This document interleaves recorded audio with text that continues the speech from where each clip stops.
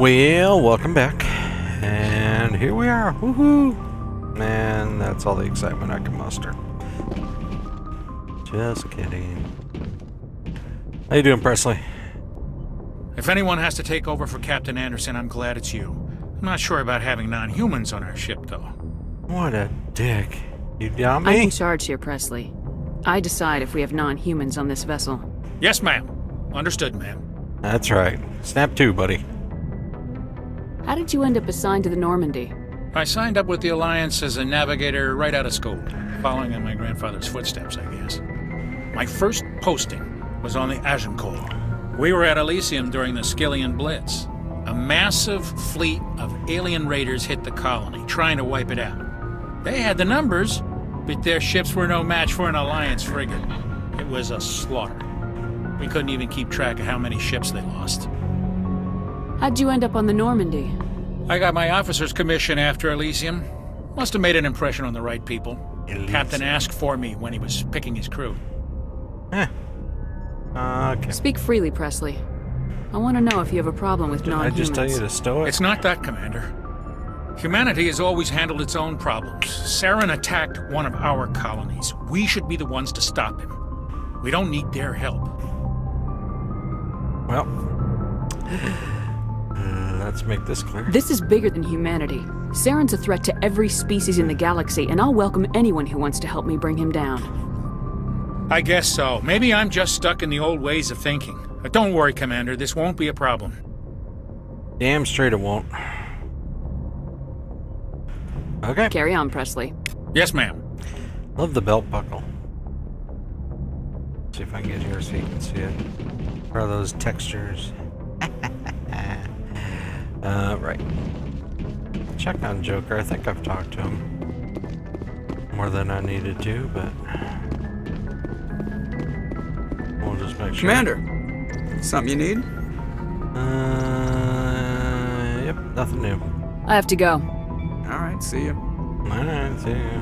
Fucking sourpuss. But I think we'll go get the wonder that is the Normandy talk from Tally.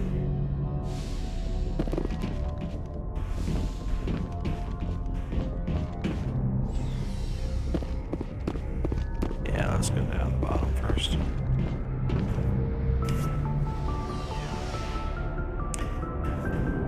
Loading screen.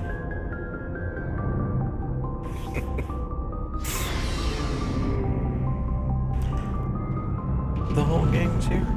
Well, almost. Nice ship you've got, Shepard. What can I do for you? What's your Talk to story, me. Rex? There's no story. Go ask the Quarian if you want stories. You Krogans live for centuries. Don't tell me you haven't had a few interesting adventures. Well, there was this one time the Turians almost wiped out our entire race. That was fun. Yeah. Yeah, they tried the same with us, but we fought them off. It's not the same. Seems similar enough to me. So your people were infected with a genetic mutation? Still An hold the infection grudge, huh? that makes only a few in 1,000 children survive birth? And I suppose it's destroying your entire species? I suppose it isn't all the same. I don't expect you to understand, but don't compare humanity's fate with the Krogan. I was just making conversation. I wasn't trying to upset you. Your ignorance doesn't upset me, Shepard. As for the Krogan, I gave up on them long ago. The genophage infected us, but it's not what's killing us. Are your people really dying? We're sure not getting any stronger. We're too spread out. None of us are interested in staying in our own system. Lots of species have left their homes and prospered. But they go to colonize new worlds. We're not settlers. We're warriors. We want to fight. So we leave. hire ourselves out. And most of us never go back. What can you tell me about the genophage? Ask the Solarians if you want details. They made it. All I know, it makes breeding nearly impossible. Thousands die in stillbirth, and most never get that far. Every Krogan is infected, every one. And no one's rushing to find a cure. Why don't the Krogan try to find a cure? When was the last time you saw a Krogan scientist? You ask a Krogan, would he rather find a cure for the genophage or fight for credits? He'll choose fighting every time. It's just who we are, Shepard. I can't change that. Nobody can. So long, Rex. Shepard.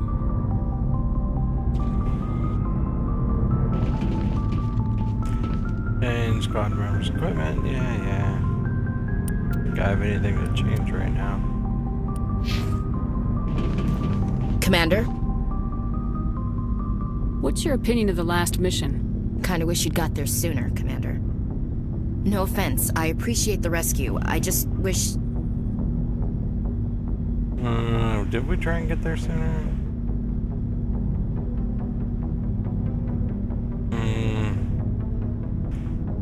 We came as soon as we got the distress call, even with the fastest ship in the fleet. You did the best you could, Commander. It's my fault. Yes. If I had been more Agree. alert, we wouldn't have been cut down by an ambush. The answer seems plain enough to me. Be more alert. Aye, aye, Commander. I'll make sure it doesn't happen again. What's your opinion of the last mission? Kinda wish you there. got there sooner. No offense, I appreciate... We came as soon as we could. If I had been more alert, we wouldn't have been cut down by an ambush. I'll make sure it doesn't happen again. I'm sorry, Commander. I need to get... I wouldn't mind talking more later, though. Alright. Dismissed, Chief. Ma'am. Ma'am. Chief. Give me those sexy lips. Thanks for bringing me on board, Commander. You bet, I knew Garrus. working with the Spectre would be better than life at CSEC. What? Have you worked with the Spectre before? Well, no, but I know what they're like. You do. Spectres make their own rules. You're free to handle things your way. At CSEC, you're buried by rules. The damn bureaucrats are always on your back. Being a Spectre does have its advantages. Exactly my point. If I'm trying to take down a suspect, it shouldn't matter how I do it, as long as I do it. But CSEC wants it done their way. Protocol and procedure come first. That's why I left. So you just quit because you didn't like the way they do things? There's more to it than that. It didn't start out bad, but as I rose in ranks, I got saddled with more and more red tape.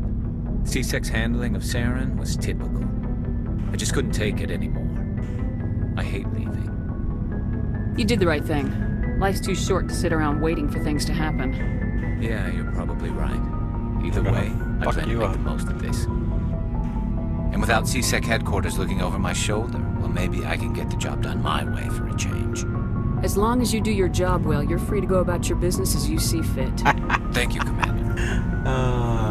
Building Archangel now. I see what I got. Looking for supplies?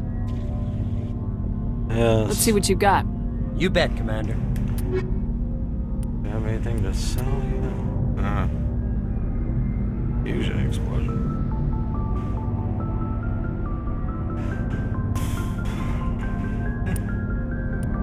Buy. I have no money. I gotta go earn some credits, god damn it. Oh, let's go talk to Tally.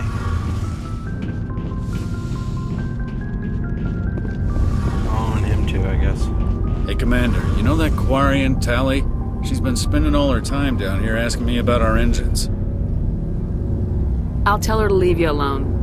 What? No, she's amazing. I wish my guys were half as smart as she is. Give her a month on board and she'll know more about our engines than I do. She's got a real knack for technology, that one. I can see why you wanted her to come along. Fill me in on the IES stealth system. How does it work exactly? IES. You can't hide a ship out in space. They emit too much heat and radiation. Too easy for sensors to pick them up. Unless you find a way to capture those emissions. So our stealth systems trap the energy we give off in storage sinks built into the ship itself. No emissions to give away our location. Eventually the sinks have to be vented. More than a few hours silent running and they overheat. Cook us inside our own hull. There's no way for anyone to detect us? A visual scan can still pick us up. Anyone looking out a window can see us plain as day. But you have to be pretty close to get an actual visual out in space. Most vessels rely on scanners. As long as the stealth systems are engaged, they can't see us. Not unless we accelerate to FTL speeds. Why doesn't it work with faster-than-light travel? Cranking up the FTL blue shifts our emissions, pushes them into frequencies too high to capture in the sinks. As soon as we make the jump, it's like setting off a flare. Sensors can pick up our location whenever we enter or exit FTL flight, but for short-range missions, our stealth systems are amazing, and we've got the only one. Where else have you served, Adams? If you name a class of Alliance ship, I've probably served on it. Everything from dreadnoughts and carriers right down to frigates like the Normandy. My last assignment was on the Tokyo, only a cruiser, but she was a good ship. Couldn't hold a candle to the Normandy, though. I want to know more about the Normandy. She's the best ship I've ever served on, probably the fastest vessel ever designed. And she's the only one using the new Tantalus drive core. What's so special about the Tantalus drive core? Proportionally, it's about twice the size of any other vessel. Not only are we faster, we can run at FTL speeds longer before we have to discharge the core. Nice. Okay, thanks. Carry on, Adams. Aye, aye, Commander. Alright, you and me, Jolly, let's talk. Your ship's amazing, Shepard. I've never seen a drive core like this before. I can't believe you were able to fit it into a ship this small. I'm starting to understand why you humans have been so successful. I had no idea Alliance vessels were so advanced. I don't like the idea of aliens studying the architecture of Alliance ships. We're on the same side here. My people have more reason to hate the Geth than anyone, remember? But you can't blame me for being a little excited. I never dreamed I'd get a chance to travel on a ship as advanced as the Normandy.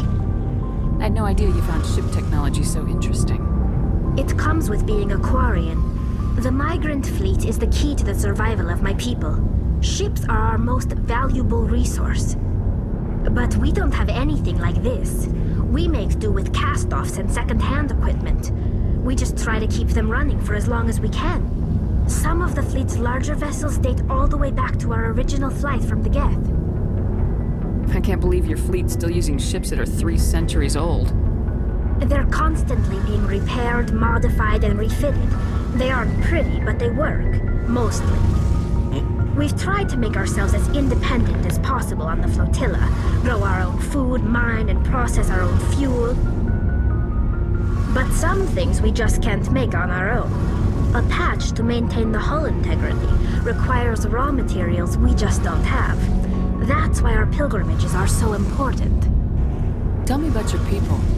Our lives aren't easy. Resources are scarce, and we are constantly on the move. Everything we do must in some way contribute to the continuation of the migrant fleet. There are 17 million Quarians in the flotilla, and each of us relies on the others for survival. The bonds among my people are strong. Unfortunately, we have had to surrender many of the freedoms and civil liberties other species take for granted. What kind of freedoms? Well, it's illegal for parents to have more than one child. If our population grows too much, it would strain our resources to their breaking point. Of course, we also can't allow our numbers to become too few.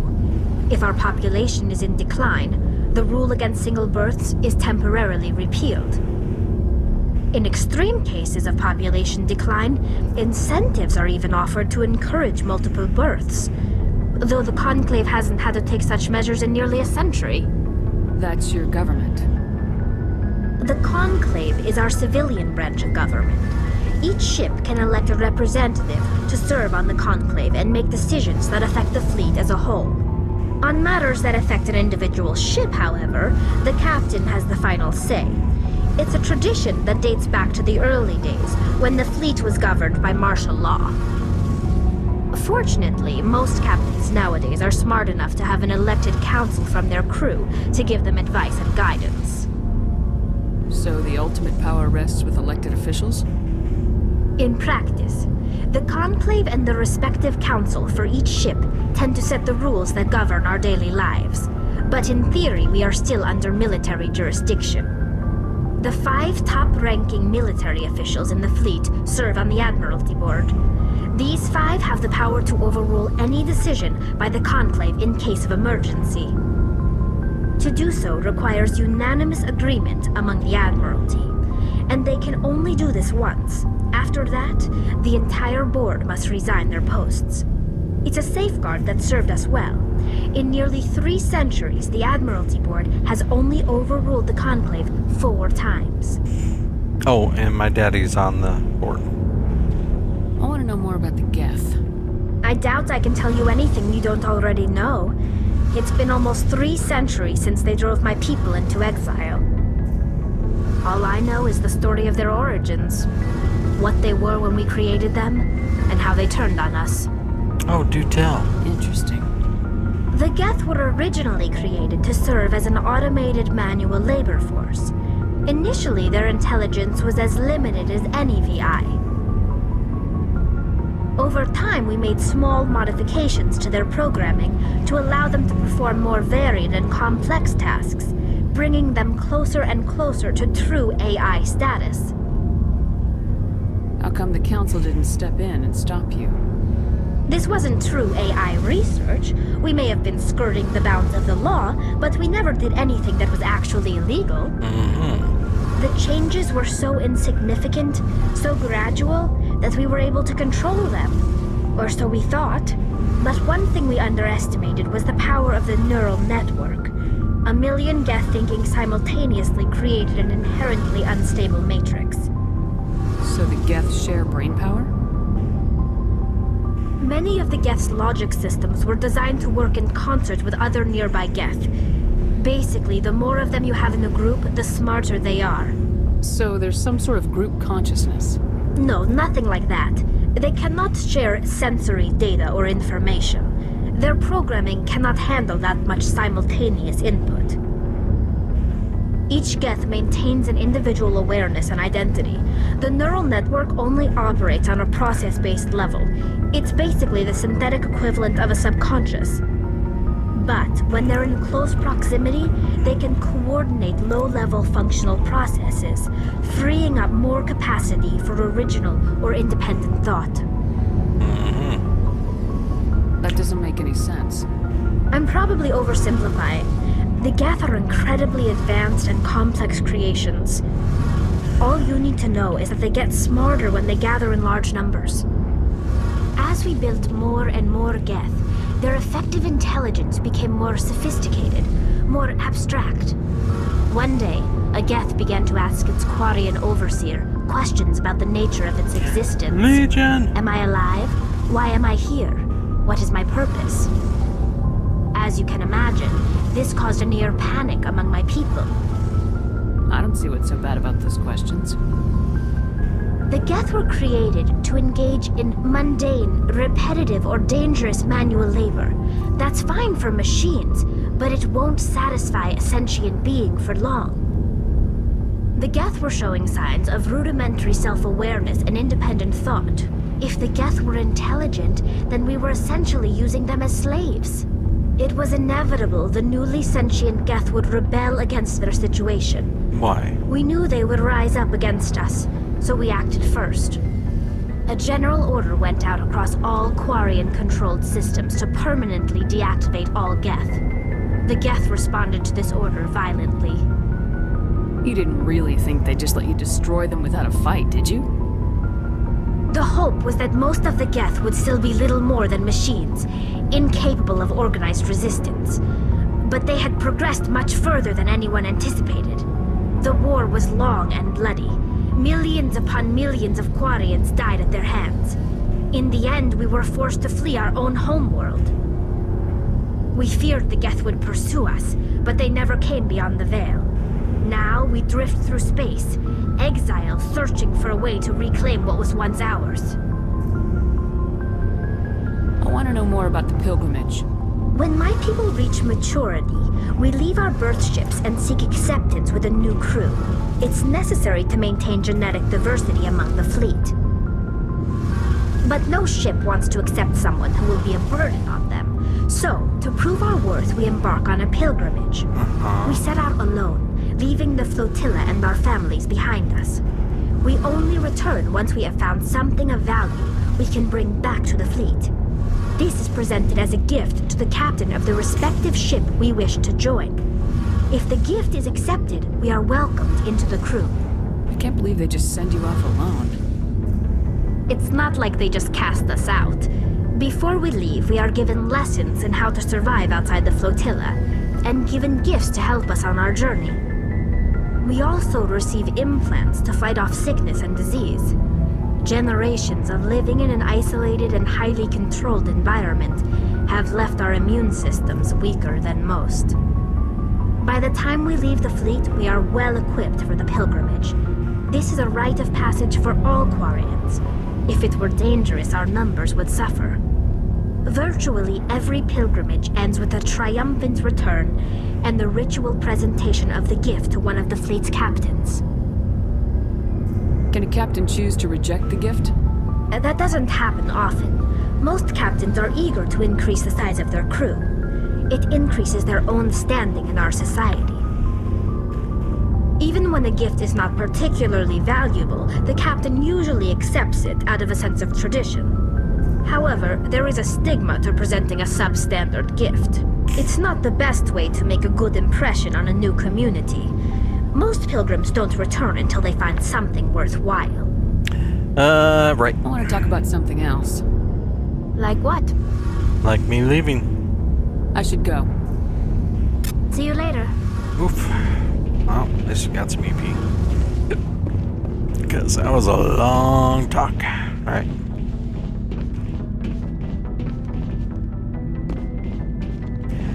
And we got more talking to do.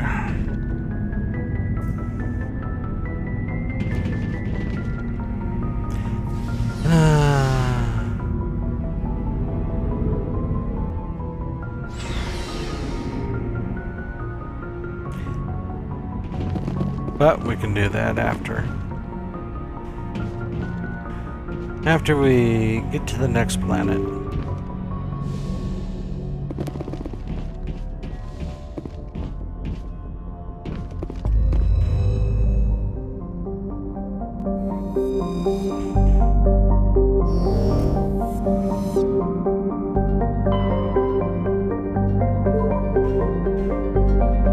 Yes, travel.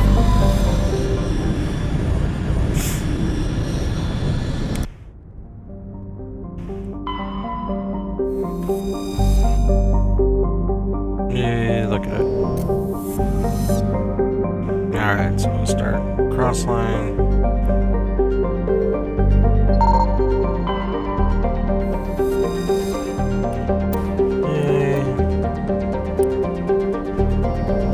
I don't know if it helps me any, but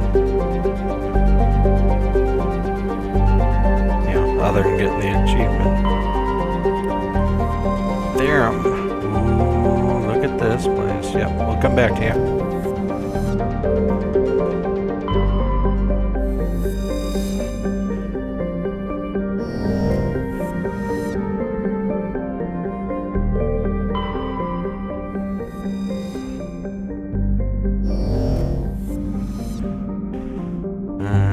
Right. Okay.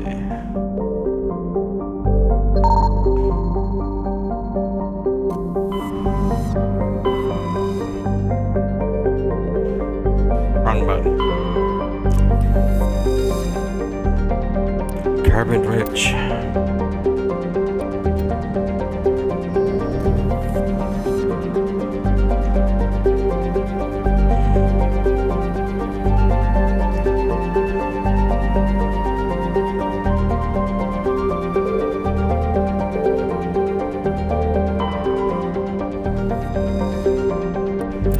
More survey, gas deposits.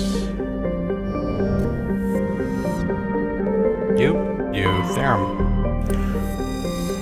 Alright, just human systems flourished, blah blah, mining corporations, got it. Land. Still don't have a good electronics tech, do I? You. And you. How about I take you out, put you in? Still lacking on tech strength then. That's better. Alright, let's do it.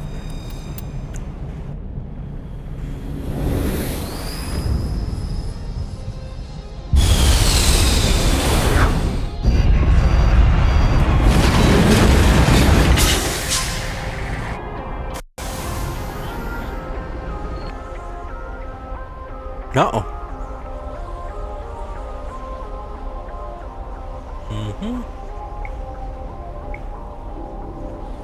Look at where we are. I'm guessing this is it. No. Alright, what do we got?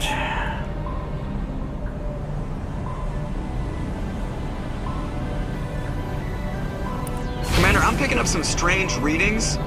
Really strange, like off the damn charts. Really? It looks like it's coming from an underground complex a few clicks away from the drop zone. This is it. Anything up there? Got it.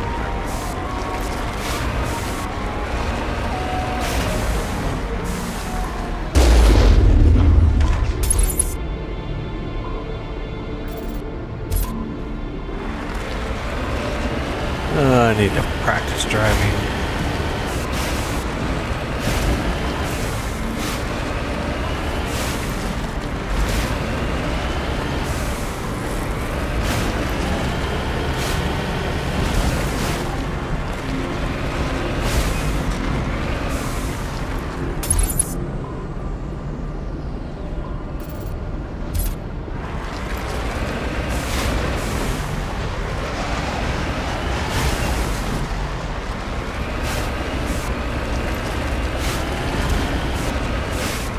Remember the quick save. Remember the quick save.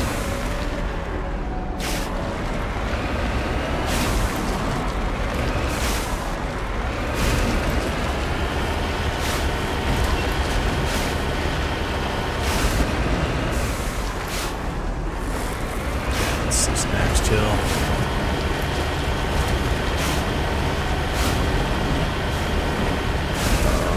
Quick save. Thank you.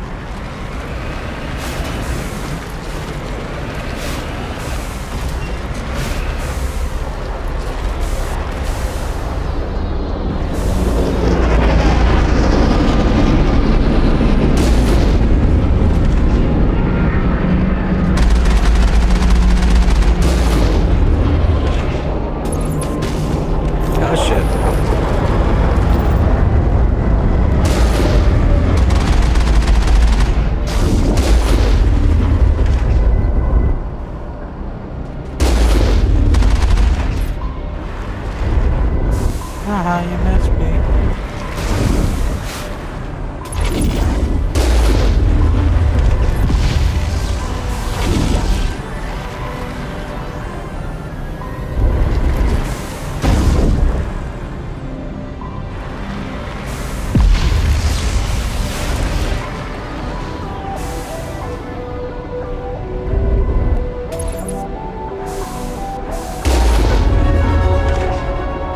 Level up.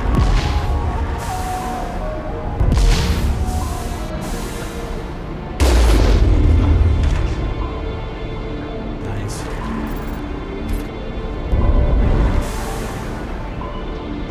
Well, you know what we'll do. Equipment. Shield and phasing grounds. Alright.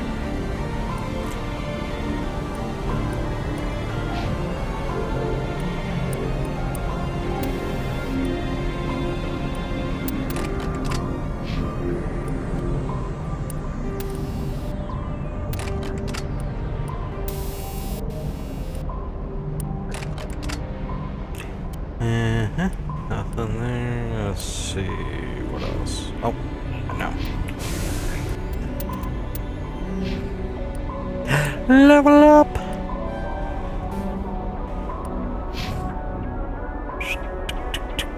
We need more electronics, obviously. And Garrus. What are we getting for you? Alright, let's do assault rifle.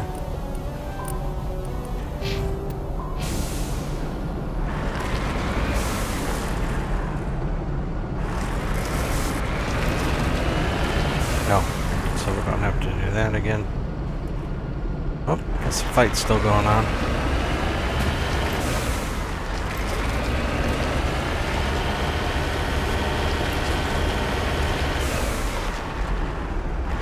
I just don't know why.